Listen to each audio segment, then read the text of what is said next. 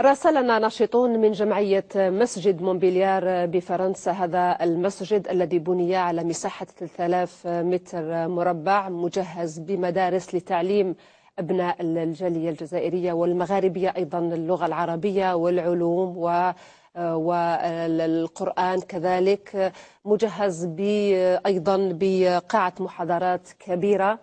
بني لحد الآن 75% من هذا المسجد، بقي 20% لم يتمكنوا من تكملته نظرا لهذه الأزمة الاقتصادية التي عرفتها أوروبا وفرنسا بشكل خاص، وبالتالي هم يناشدون السلطات الجزائرية لمساعدتهم من أجل إكمال بناء هذا المسجد الكبير والتحفة، ويدعون رئيس الجمهورية السيد عبد العزيز بوتفليقة إلى تدشينه.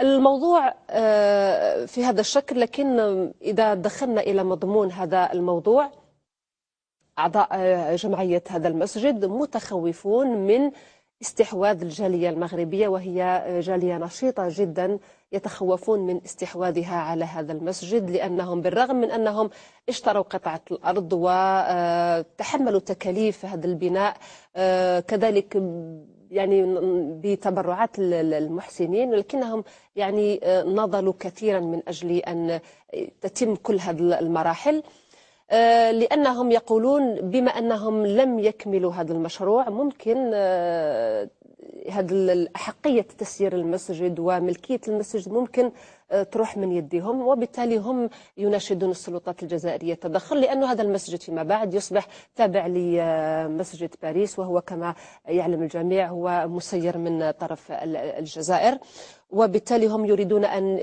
يعني يبقى هذا المسجد تحت تسيير الجالية الجزائرية، لأنه فيه موضوع آخر وراء كل ذلك، أنه حسب ما هو معروف ومتداول في وسائل الإعلام، الجالية المغربية تنشط منذ سنوات للاستيلاء على عدد من دور العبادة والمساجد التي شيدها جزائريون في سنوات ماضية، وهذا كله من أجل هدف واحد كذلك إن تعمقنا أكثر، وهو الحصول على أكبر عدد من مقاعد العضوية بالمجلس الفرنسي للديانة الإسلامية، وهو الفضاء الذي أسسه ساركوزي لجعله الممثل الوحيد للمسلمين في فرنسا. وعليكم أن تتصوروا التأثيرات السياسية كذلك التي تكون انطلاقا من هذا المجلس، وربما لعب أدوار أخرى كبيرة مغاربيا ودوليا وحتى على الصعيد الفرنسي. على كل، لمتابعة هذا الموضوع ينضم إلي من مونبليار الفرنسية السيد زين الدين زغبي، رئيس هذه الجمعية. سيد زين الدين، بداية أنتم تناشدون السلطات الجزائرية التدخل لمساعدتكم في إكمال وتكملة بناء هذا المسجد. ما هي خلفيات كل هذا المطلب؟ مساء الخير أخت ليلى ومشاهدين الشروق تي في. احنا يعني مطلب تاعنا يعني وضع مالي، لان الوضعيه اللي رانا فيها الجاليه تاعنا اللي فيها راهي وضع اقتصادي يعني في البطاله. صافي كنا يعني ننشطوا نجيبوا الاموال يعني من مدن في اوروبا، من مساجد في فرنسا، ولكن يعني هذه السنين يعني اللي طروازاني هذا يعني صعبت شويه الحاله يعني نكوليكتيو لارجون. دونك حنايا يعني نطلبوا من فخامه رئيس الجمهوريه يعني باه يساند هذا المشروع، لانه مشروع يعني خاص، يعني في المستقبل يكون يعني مجمع ثقافي إسلامي خاص بالجالية المسلمة وخاصة الجزائرية، لحماية جاليتنا يعني من كل يعني هذه المشكل وراه نعم. يعني في فينانسيامون. نعم، ربما هو مشكل مادي، لكن كما تعلم أنت ويعلم الجميع أنه الجالية المغربية تنشط كثيرا في هذا المجال، تريد تسيير دور العبادة، الاستيلاء على المساجد والمصليات، وتمكنت من استعادة 1000 مسجد ومصلى شيدها جزائريون وكان يسيرها جزائريون. هذا الشيء مكنهم من الحصول على مقاعد في العضوية بالمجلس الفرنسي للديانة الإسلامية. الملك المغربي ساعدهم في ذلك، وإحنا شفنا أنه كان يمولهم من أجل شراء قطع أرض، بناء مساجد، تسيير مساجد، مصليات إلى غير ذلك، جمعيات تسير المساجد. فهل السلطات الجزائرية تدرك حقيقة قيمة هذه الخطوات؟ هذا بالفعل كل ما قلتيه الأخت ليلى هو صحيح.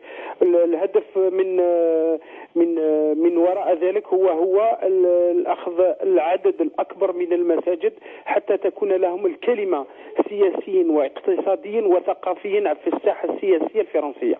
هذا هدف. هل السلطات الجزائرية مشروع يعني مشروع لهما يلاقي الدعم من السلطات يعني تاعهم؟ يعني مؤخرا يعني شفنا في الوسائل الاعلام، وهذا مش حاجه مسجد ستراسبورغ يعني وين كاين الجاليه الجزائريه بقوتهم، والملك ساعدهم ب 1 مليون دورو لبناء المسجد، يعني مساعده، لان في منطقه لالزاس لورين الحكومه الفرنسيه هي اللي تبني المساجد وليزيغليز وليسيناغوغ، ولكن اعطاهم 1 مليون دورو باه يستحوذوا على المسجد.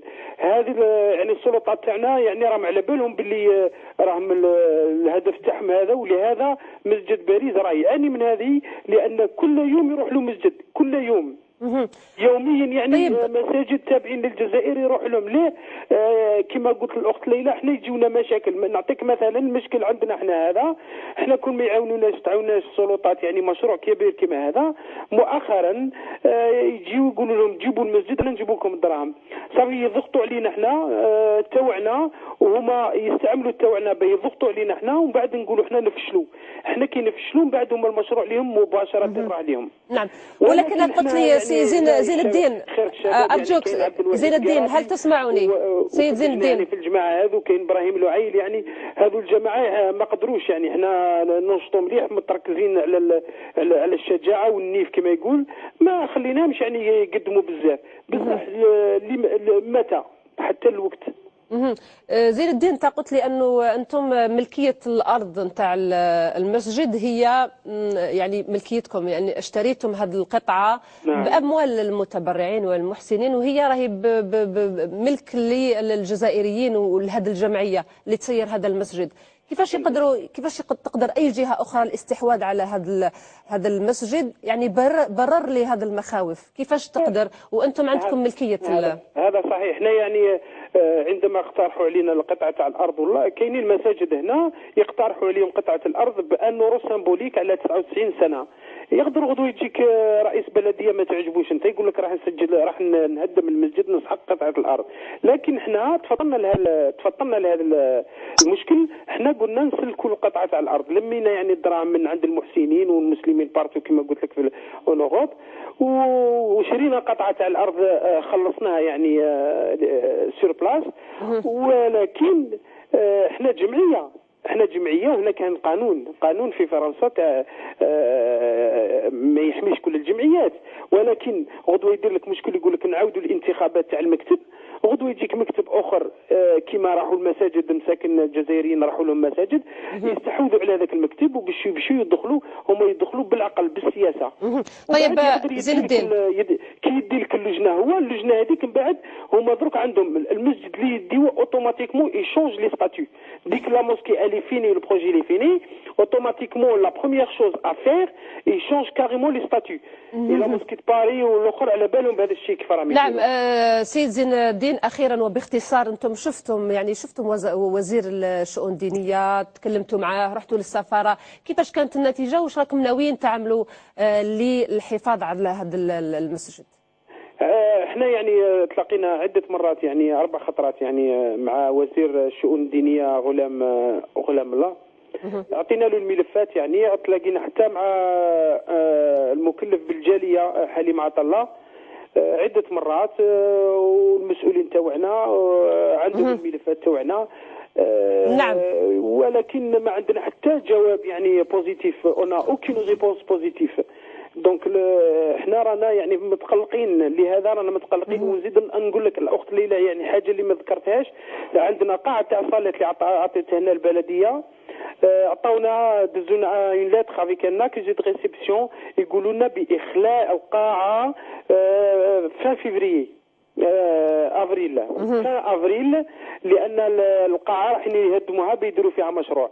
دونك حنايا سي بور سا تخوفنا واتجهنا يعني عبر شروق تي في نعم. يعني حنا ان شاء الله نكونوا مام ابرياء قدام الجاليه تاعنا الجزائريين والمسؤولين تاعنا الجزائريين ان شاء الله، ما يقولوناش راكم خنتوا الامانه. نعم سيد زين الدين، زين الدين ما قدرناش. نعم سيد زين الدين، يعني الوقت انتهى. على كل حال أرجو أن أتمنى أن يصل نداءك إن شاء الله للمسؤولين وللمعنيين بهذا الأمر، وأنهم يتحركوا، لأنه كما قلت هو هذا الموضوع يعني يخدم الجزائريين من عدة نواحي، من الناحية المادية الاجتماعية وكذلك السياسية، لأنه كل ما كان عندك مقاعد في العضوية بالمجلس الفرنسي للديانة الإسلامية، كل ما كان عندك عوامل للضغط السياسي والاقتصادي كذلك. نقدر نضيف جوست كلمه يعني باختصار الاخت ليلى باختصار تفضل. هذا المسجد راه مركزين عليه بزاف لانه عنده مساحه كبيره، وهما الاعضاء كل مساحه كبيره عندك اعضاء بزاف، هما مركزين بزاف على هذا المسجد. ان شاء الله نداءك يوصل ويلقى